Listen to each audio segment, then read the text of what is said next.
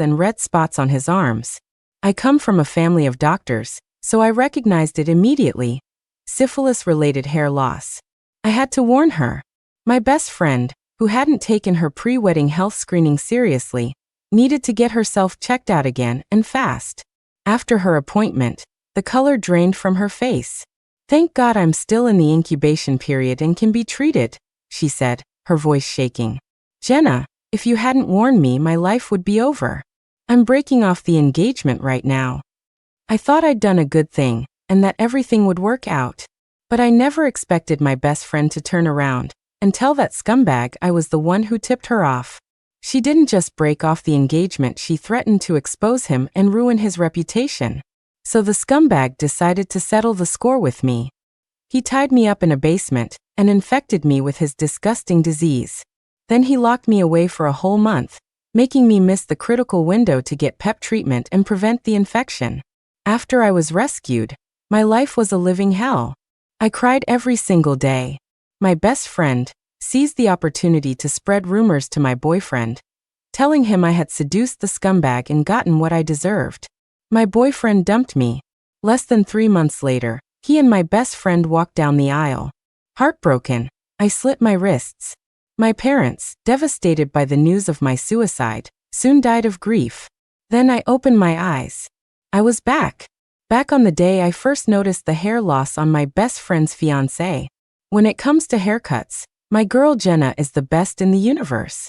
Seriously, honey, you need to give Jenna a huge bonus later. First, to thank her for making you look so handsome. I'm so proud to be seen with you. And second, to praise her for turning down that A-list actress who offered a fortune to have her hair done on the same day as our wedding. She stuck by me, her ride or die bestie, to do my styling. What a champ. Olivia's voice pulled me out of my daze. Confused, I watched as she excitedly chattered away, dancing over to take a picture of her fiancé, Kevin, with her phone. I realized instantly, I'd been reborn. I quickly glanced at the bald patches on the sides of Kevin's head, and the faint scales and red spots on his arm. It was the exact moment I'd first realized he had syphilitic hair loss. I immediately stopped, put down my scissors, washed my hands with foam soap, and then wiped them with a wet wipe. "Jenna? What's wrong?" Olivia asked. "A second ago you were helping us plan my bachelorette party for next month, and now you've gone totally silent." I froze for a second, but recovered quickly. "Sorry," I said. "I got distracted. The scissor blade just pricked my hand."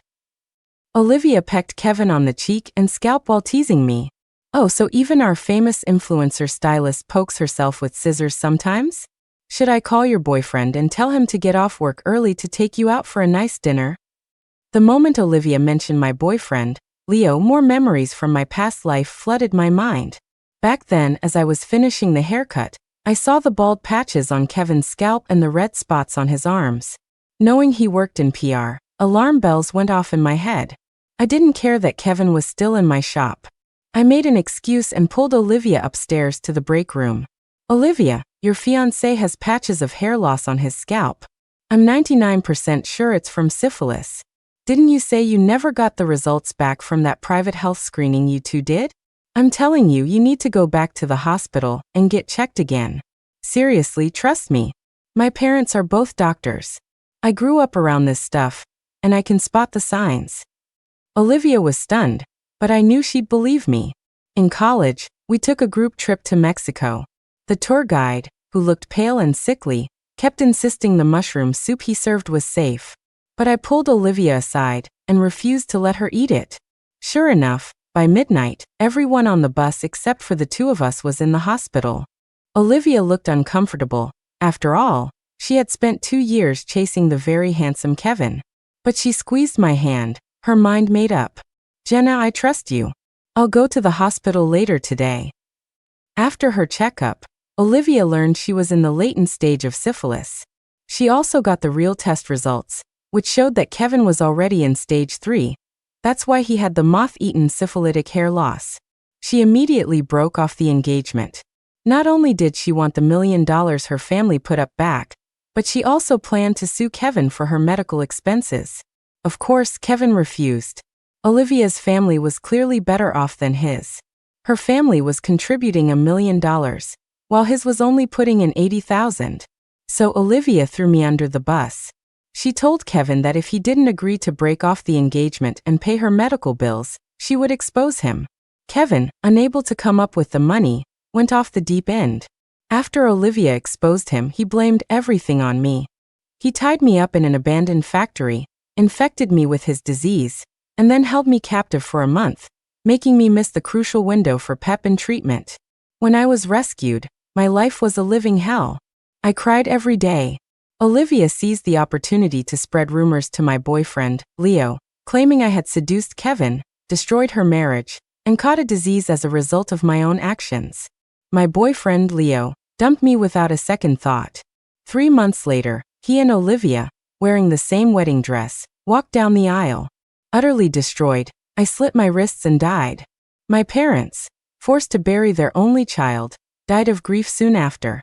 Coming back to the present, I saw that my fingernails had dug so deep into my wrist that they'd drawn blood. But compared to the agony of my past life, this pain was nothing. I took a deep breath. Since fate had given me a second chance, I would make Olivia, Kevin, and Leo pay the price they deserved. Olivia, oblivious to my turmoil, had already called my boyfriend Leo. Leo? Hey. She glanced at me and deliberately raised her voice. Your girlfriend is missing you so much she poked her hand while cutting hair. You'd better hurry over here and comfort her. I couldn't hear what Leo said back, and I didn't want to. I shot Olivia a dirty look and grabbed a broom to sweep up the hair clippings on the floor. Good. While she's busy chatting with that garbage ex-boyfriend who abandoned me, I don't have to waste brain cells figuring out how not to tell her about her current fiancé's hair loss. Just a moment ago, while admiring his new haircut in the mirror, Kevin had paused and asked me, "Hey Jenna, did you cut the hair on my left side a little too short? It feels kind of weird." I just brushed him off, saying it was part of the style, and even showed him a picture of a famous male pop star with the same haircut. I don't know or care if he's aware he has syphilis, but this was not the moment to bring it up. So while pretending to be busy, I watched Olivia finish her call. Your boyfriend Leo is on a business trip, she told me, hanging up. He'll be back in about 2 weeks, just in time for my wedding. You guys can come together. And make sure you give us a fat wedding gift, okay? I smiled on the outside but cursed her on the inside. Playing along, I made an excuse to get her and Kevin to leave. After they were gone, I immediately closed the salon and hired a professional cleaning service to come and deep disinfect the entire place. My salon, which costs me $10 grand a month in rent. I also threw out the scissors, towels, and chairs that Kevin and Olivia had used. I had no intention of going to their wedding. I quickly booked myself a 10-day trip to Europe, departing the week before Olivia's wedding. Then I sent her an apologetic text, explaining that a sudden, mandatory work training had come up, and I wouldn't be able to do her hair or be there to celebrate with her. Olivia was furious. She accused me of bailing on her at the last minute and not even finding a replacement stylist. Then she immediately followed up. If you're not coming, how much are you putting in the envelope? Dream on. I blocked her number, turned off my phone, and ignored all her attempts to contact me. After her wedding was over, I leisurely returned home. On the plane, I sipped orange juice and happily looked at my calendar, calculating the days. It wouldn't be long now until I could watch the syphilis couple's symptoms flare up. The first thing I did when I got home was break up with Leo. He was completely bewildered. Jenna, what the hell is wrong with you? You go away for over 10 days, don't answer your phone, don't reply to texts, and you even skip your best friend's wedding. Do you have any idea how awkward it was for me to go to that wedding alone on your behalf? I haven't even called you out on that, and now you're breaking up with me? I shoved all of his luggage out the door. Did I ask you to go on my behalf? You were so desperate to suck up to a newly married woman that you dropped $10,000 on a wedding gift? So generous. Anyone who didn't know better would think you were the one getting married. Leo froze, tongue-tied. I was just trying to save face for you. It was a gesture of my love, to make you look good on her gift registry. I laughed. Love me? I was gone for over 10 days, and I never heard that you called my parents or the police to see if I was okay. Love me? Have you ever given me a gift worth more than $1,000? Love me? We've lived together in this $3,000 a month one-bedroom apartment for 2 years. Have you ever once paid a single cent for rent or utilities? Leo's face turned beet red, but he remained defiant. That's because you earn more than me. And your family's better off than mine. You never complained about it before. Besides, I take you out for nice meals all the time. Just because I didn't say anything doesn't mean I didn't care. Especially when he spent half a year's salary on a gift for Olivia, which she then flaunted all over her social feed. That's when it really hit me. I was furious at myself for being so stupid in my past life. How could I have been so blind to the way he and Olivia flirted right in front of me? And I was even more furious that I dated a parasite like Leo. I hated him for abandoning me the second I got sick. I hated him for how little he cared for me in our daily lives. Money is where the heart is. That saying is true after all. Leo didn't love me. I finally, truly understood that now. Thank God for this second chance, which let me see the truth early, and gave me a chance for revenge. Before I slammed the door shut, I corrected him one last time. Those nice meals you took me to were mostly places you wanted to go. And since your appetite is twice as big as mine, you ate 2/3 of the food. You paying for dinner was just common sense. How does that even compare to the rent and utilities I've been covering this whole time? And don't even get me started on you and Olivia. I haven't even settled the score with you for that mess.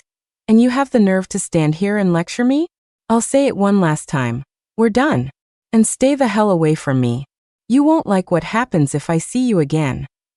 After I confirmed through the peephole that Leo had dragged his luggage away, I called a locksmith and made an appointment to have all the locks in my apartment replaced with a high-security smart lock system. Once that was done, I grabbed a bottle of cold water from the fridge and was slowly drinking it when a text from Olivia came in. Jenna, why have you been ignoring me for so long? And you blocked me on your feed. Leo told me you guys are fighting because he gave me that wedding gift. Don't be so dramatic. I can just transfer the money back to you if it's such a big deal. Besides, there's nothing going on between me and Leo, seriously. I'm a married woman now. Why would I be interested in my best friend's boyfriend? Plus, my husband and I are attached at the hip. We're even trying for a baby. I still haven't gotten my pre-wedding health results, so I was hoping you could go with me to the hospital for a checkup. Or maybe you could ask your mom to help me get an appointment with that famous specialist at her hospital, Dr. Miller? I really don't want to wait in a long line at the crack of dawn just to get my blood drawn and pee in a cup on an empty stomach. Olivia really was an idiot. For a preconception checkup, you're supposed to see a reproductive specialist for the most accurate tests. An OBGYN does routine women's health exams. But since she was already infected with syphilis, the OBGYN would spot it right away. She was about to stumble into a diagnosis by accident. And did I want her to find out early and get treated? Hell no. The suffering I went through in my past life? She was going to experience every bit of it. Besides, why should I go with her to her checkup? And how dare she ask my mom, who's a doctor, to book a specialist appointment for her? Is she having a baby from my family? Of course I wasn't going to help her, but I had to reply to keep her from going to the hospital on her own. Dr. Miller's appointments are impossible to get. Even if my mom asked the hospital director to pull some strings, you'd still have to wait until next month. That Dr. Miller is a brilliant physician, but she's super rigid. Unless it's an emergency, every patient has to go through the proper channels. Why don't you try going back to the place where you had your first screening? I had just sent the message when Olivia fired back a furious voice note. What kind of specialist is that, acting all high and mighty? You think I can't get pregnant without her? I'm not going to that hospital. Once I'm pregnant, I'll go to a top-tier hospital in New York City for all my prenatal care and to give birth. My husband said he has connections. They're way more reliable than some doctor in a local hospital. I couldn't help but laugh again. She was talking about top-tier hospitals as if it were a real classification. Even in NYC, the best you get are major research hospitals. My parents' hospital might just be a regional one, but it's still top 10 in the state. I took a deep breath, stifling my laughter, and replied, "You're so right, Olivia. Whatever you do, It has to be the best. You went to a VIP clinic for your pre-wedding screening. So of course you'd go to the best hospital in NYC for your pregnancy. Or even go abroad. Olivia, completely missing the sarcasm, took it as a compliment. Her tone brightened. See? My bestie gets me. Fine, I forgive you for skipping my wedding for work. Gotta go. I need to pack for my honeymoon with my hubby. After hanging up, Olivia posted a photo of herself on the way to the airport. You could already see white spots and faint red patches on her face. Beside her, Kevin's hair was falling out in clumps, and his eyes looked sunken. Her caption was ridiculously cheerful. The universe loves me. Just when I was feeling too lazy to wear makeup but still wanted to look pretty, it gave me these cute little rose petals on my face. And my husband, with his new buzz cut, looks like the hot, bad boy hero from my favorite romance novels. So grateful for everything. I couldn't resist liking the post. It looked like Olivia's syphilis had progressed to stage 2, while Kevin's was in an even more severe stage. A month later, the syphilis couple's war began. Olivia found out that Kevin was using business trips as a cover to see a lover. She stormed into his office and discovered that his affair was with another man. She completely lost it. I spent 2 years kissing your ass. I went against my family and brought $1 million dowry and a condo to this marriage. And now that I'm pregnant, throwing up bile every day and covered in rashes, this is how you repay me? If you were cheating with a woman, fine, but a man? You're humiliating me. I'm getting an abortion this afternoon. Before Kevin could even explain, Olivia stormed off to the hospital to get an abortion. But the pre-procedure exam revealed she was in stage 3 of syphilis. Olivia refused to believe it. She insisted she was very careful about her personal hygiene. The doctor sighed and explained that syphilis can be transmitted through blood and sexual contact. It's a chronic, systemic disease that is long-lasting, dangerous, and can attack the central nervous system and many other organs. If contracted during pregnancy, it has likely already been passed to the fetus. An abortion now would cause irreversible damage to her body, and she might never be able to have children again. The doctor recommended conservative treatment. Keep the baby and begin aggressive treatment for both of them. Finally, the doctor asked the completely stunned Olivia, "Didn't you have a premarital health screening or a preconception checkup?" Olivia was full of regret. "I was too careless," she mumbled. "Doctor, can you still perform the abortion?" Just then, Kevin rushed into the hospital shouting, "You are not aborting my child. I'm your husband. I won't sign the consent form, so you can't do it." It's true that many hospitals, to avoid lawsuits, require a family member's signature for major and minor procedures. Plus, given the huge risk to Olivia and the fetus, the doctor also advised her to reconsider. Olivia pounded on her stomach, screaming at Kevin, "You infected me with this disgusting disease, and you have the nerve to ask me to have your baby? I'm divorcing you, Kevin." Kevin rushed forward and hugged her. "Baby, I'm so sorry. I was infected against my will too. And I swear to you, there's no other man and no other woman. At first, I thought I caught it from a hot spring I went to with a client. I was afraid to tell you because I didn't want you to worry. But thinking back, I think I got infected the day Jenna cut my hair. She gave me that spiky haircut, and my scalp felt weird on the sides afterward. I even asked her about it, and she just changed the subject. I looked it up. You can transmit diseases through blood on haircutting shears. If you don't believe me, look at the pictures you took of me that day." Sniffling, Olivia took out her phone. After looking at the photos, she had a sudden realization. It was Jenna. They always say to watch out for your best friend. She was just jealous that I found a handsome boyfriend and wanted to ruin our lives. Oh, and I remember now. She said she pricked her hand with the scissors that day. She must have used the scissors to infect you, honey, and then you infected me. Why am I so unlucky? The next day, on my way to work, the woman at the breakfast stand who usually smiled and greeted me immediately put on a mask. She handed me my order wearing 2 pairs of plastic gloves, which she then ripped off and threw away before scrubbing her hands with a wipe. I said my usual hello to Mr. Williams, the shoe repairman on the corner. He didn't even look up, just spat on the ground next to him. "Ugh, filthy woman," he muttered. I was baffled. "Who are you talking to?" My question made him shrink away. I was about to say more when my assistant called. Jenna, where are you? A bunch of former clients are here at the shop. They're holding up lab reports and demanding compensation. I broke into a run and rushed to my salon. Mark, a regular for almost 2 years, threw a lab report at me. Jenna, you're a disgusting hairdresser spreading syphilis everywhere. Pay for my medical exam, and for all my future hospital bills. I knew something was wrong with me lately. It's because you infected me. A few female customers nearby also held out their reports. Hi, we've been coming here for a long time for cuts and color. There's a post online saying you have a disease and are intentionally spreading it to customers, so we all went to get tested.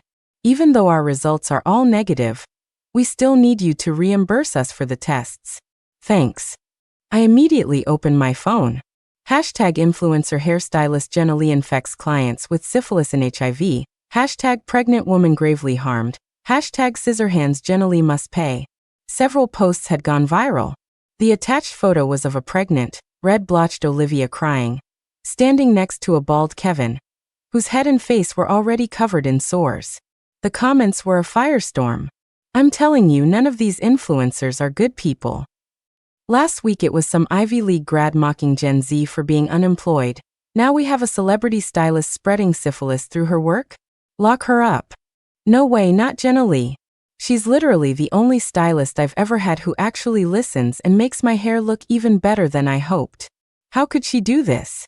Okay, I'm still processing this. Can anyone recommend a good stylist? OMG, I heard the pregnant woman is her best friend. These friendships are worse than plastic, they're deadly. The first thing I did was call the police. Then I contacted a lawyer friend to preserve the evidence and IP addresses from those posts. I went into the shop and started exporting the surveillance footage from my workstation cameras. I wasn't reborn for nothing.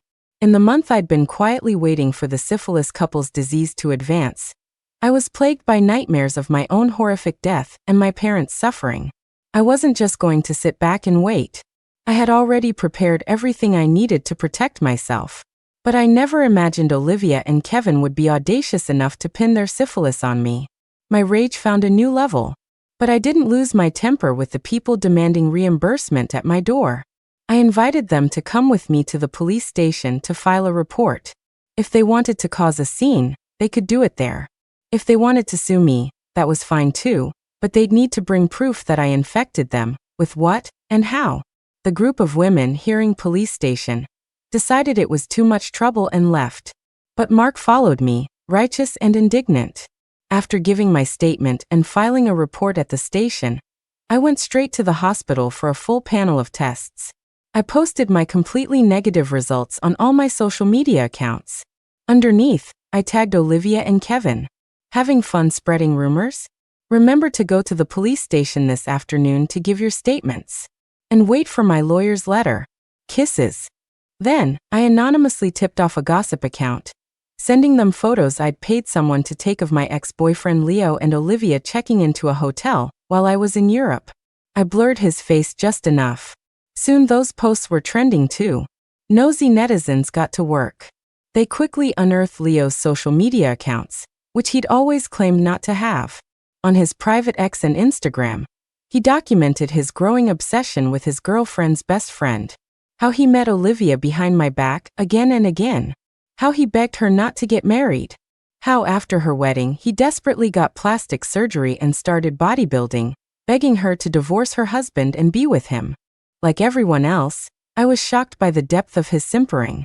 Then I found the answer in a post from a year ago, the very first one he ever made. I met someone who looks just like my first love who passed away. I will make up for all the love I couldn't give her by giving it to this new person. Then another netizen dug up info that Leo had also contracted syphilis. His most recent post was, "What do you do if you get syphilis?" The public opinion immediately flipped. So the three of them are the ones with syphilis? What a dumpster fire. What do you do? Get treated. If you can't be cured, have one last party. Dude above, syphilis stays with you for life. Even if it's cured, it can come back. Those three should probably start praying for a medical breakthrough. Finally, I can go back to my influencer stylist Jenna Lee for a color. A woman with her taste would never get syphilis. But dating that guy who was just using her as a stand-in for his dead ex? That's the biggest L of her life. Sis, focus on your career. I'm buying a membership to support you. I knew it. Why didn't that psycho couple go to the police instead of blasting it all over the internet? Because they were lying. My girl Jenna went straight to the cops and provided evidence. Wait, that syphilis guy Kevin, he looks so familiar. Isn't syphilis most common among men who have sex with men? I knew it. A stylist who charges a fixed, fair price like Jenna couldn't possibly get a disease like that. Jenna, I'm coming back for a cut. Soon, Kevin's past as a male escort was exposed. His former client was a powerful producer in the film industry who had been in a messy divorce, even physically fighting his ex-wife over company assets. 2 years later, the producer went to prison for embezzlement. Without his sugar daddy, Kevin couldn't maintain his lavish lifestyle and went looking for a new target.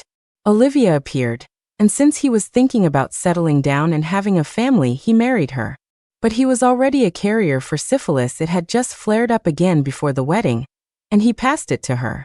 Olivia then passed it to Leo during their affair. Although Leo was my boyfriend, we hadn't been intimate for nearly a year. Around the time he met Olivia, he started telling me he wasn't interested in sex anymore. I was relieved. It saved me from having to pretend. I had only been with him in the first place because I was attracted to his supposed literary talent. Now I understood. Never put a man on a pedestal. So Olivia finally learned that the husband she chased for 2 years was a diseased parasite. She went back to the hospital, determined to get an abortion and a divorce. Kevin, in turn, used her affair with Leo as leverage, refusing the divorce. If she insisted, he demanded she give him the car and the condo, no splitting assets. So Olivia was simultaneously scheduling appointments for an abortion and fighting Kevin in court. Tragically, she had complications during the procedure. Her uterine lining was damaged, making her infertile. Not only that, but she became paralyzed from the waist down. Now, on top of being a lifelong carrier of syphilis, she would need a wheelchair for the rest of her life. Kevin didn't fare much better. The man he was having an affair with was also married. His wife was another powerhouse in the industry, a female producer who had funded over a dozen films.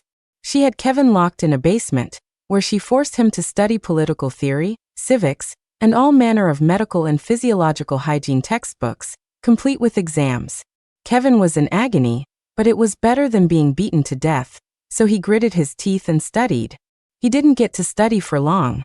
Less than 3 months later, a fire broke out near the basement. A pile of lumber and Kevin were all burned to a crisp. The female producer sighed dramatically. Oh, what a terrible accident. I was planning to have him study contract law next. If he'd learned that, he wouldn't have gone around destroying families. Such a shame. I guess I'll just have to burn the books for him. When Olivia heard Kevin was dead, she laughed, then cried. She was happy she didn't have to split her assets with him, but she cried because now there was no one to sue for her medical bills. Turns out Olivia was a real penny pincher. But then her knight in shining armor arrived. Leo, now in the first stage of syphilis, declared that if Olivia would marry him and fulfill the dream he never had with his first love, he would take care of the paralyzed Olivia for the rest of his life. After all, they'd had a connection, and now they both had the same disease and could support each other. Olivia, stunned, threw her arms around Leo's waist. Thank you for not abandoning me. I promise I'll be good to you. 6 months after they married, however, Olivia died in a freak accident. Apparently, Leo was driving her to the zoo when the car crashed. Leo was also badly injured and hospitalized for a month. After he was discharged, he suddenly showed up at my salon, saying he wanted to make it up to me and marry me. I threw a whole basin of dirty shampoo water on him. Which sewer pipe did you just crawl out of? When we broke up, I warned you to stay away from me. Now you dare show your face in my shop and talk about marriage? Look at you. You look like a syphilis-ridden ghost. You're bad luck. Get out. Now. Leo wiped the water from his face and pleaded. Jenna, I'm a human being, you know. You don't have to be so cruel. I laughed. I can tell it's your first time being human. since you've managed to avoid all human characteristics. And I can do a lot more than just say cruel things. I grabbed the heavy-duty broom I used for sweeping hair and swung it at him. He yelped like a beaten dog and scrambled away, disappearing around the corner. Not long after, I heard Leo had been arrested for insurance fraud. He had pretended to forgive Olivia and married her as a ploy for revenge. He had secretly taken out multiple life insurance policies on her. But he was too greedy. Less than 6 months later, he staged the accident that killed her and rushed to file the claims. The insurance investigators weren't stupid. They looked into it and discovered that Leo, who had also been injured in the crash, had orchestrated the whole thing to murder his wife for the insurance money. A chill went down my spine. So that's why he'd shown up asking to marry me. Was he planning the same thing for me? The man was insane. How could he think I'd ever agree? I heard that because of the large amount of money involved, he was sentenced to 5 years in prison. 5 years is a long time. Let him rot. My revenge was complete, thanks to 3 guilty people tearing each other apart. I let out a long, deep breath. Then I finally went home and told my parents, who had been worried sick about me for 3 months, everything. From the moment I was reborn, they had been terrified by my constant nightmares. But thinking of my past life, how they had died of grief after my suicide, I didn't dare risk telling them anything before my revenge was complete. When I mentioned being reborn, my father, a surgeon who lived by the laws of science, was baffled. But he said that if his daughter Jenna said it, he believed it. My mom, who sometimes reads web novels to distress, said she wasn't surprised. A mother and daughter's hearts are connected, she said. She told me she'd been having nightmares too, even dreaming that I had been murdered. In her dream, she knelt before a bodhisattva and begged to trade 10 years of her own life for my rebirth. Tears streamed down my face. So my second chance had been bought with my mother's life. I hugged her tightly. How could you be so foolish? You should live a long and happy life. My mom wiped my tears. If my daughter were gone, my life would be meaningless. I know everyone says middle-aged women should be independent and not pin their hopes on anyone, but you were a choice I made after a lot of independent thought. I used to be committed to being child-free, you know. You came into this world because of my choice, so I have to be responsible for you. And because of you, I have a new way of looking at the world. Because it's you, I cherish and am grateful for every day to come. From now on, we'll live our lives well together. I curled up in my mother's arms, pulled my dad in, and the 3 of us cried together, unable to hold back our emotions. After our family hug and cry session, I made my parents a wonderful dinner. After we ate our fill, we snuggled into our warm beds and, for the first time in a long time, slept soundly through the night. The next day, we all returned to our work and our lives. A few weeks later, my community organized a volunteer event at the local prison, and they needed people with practical skills like hairstyling. I gladly signed up. While I was there, I saw Leo. He was standing in line for another stylist, a frail, skeletal figure who looked like a strong gust of wind could knock him over. Soon after, the local news reported that a prisoner had died of an illness. His name was Leo. I felt nothing. He murdered his wife for insurance money. He deserved to die. Thinking of all the pain he'd caused me in both lifetimes, I felt he got off easy. After popping a bottle of champagne to celebrate the good news, I started sleeping even more peacefully. With the salon running smoothly, I wanted to spend more time with my mom, who was about to retire. I took her on trips all over the country and abroad, trying all kinds of food. We went to the movies together and read mystery novels. I was obsessed with Dickens' The Mystery of Edwin Drood. One weekend, while we were out shopping, we sat down on a bench to eat some snacks from a street cart. Across the way, a couple was fighting. The woman was getting the upper hand, scratching her scrawny husband's face until it bled. "The gifts you give me are never what I want," she shrieked. "Why should I let you into my heart?" A crowd gathered, trying to calm her down. A pregnant woman in the crowd got so worked up by the abusive wife that she had to be taken away by paramedics. My mom started to get up to intervene, but I quickly stood and pulled her back down. As I did, my copy of The Mystery of Edwin Drood fell out of my bag. When I picked it up, it had fallen open to a page where a line stood out. "The best of all politeness is to mind your own business."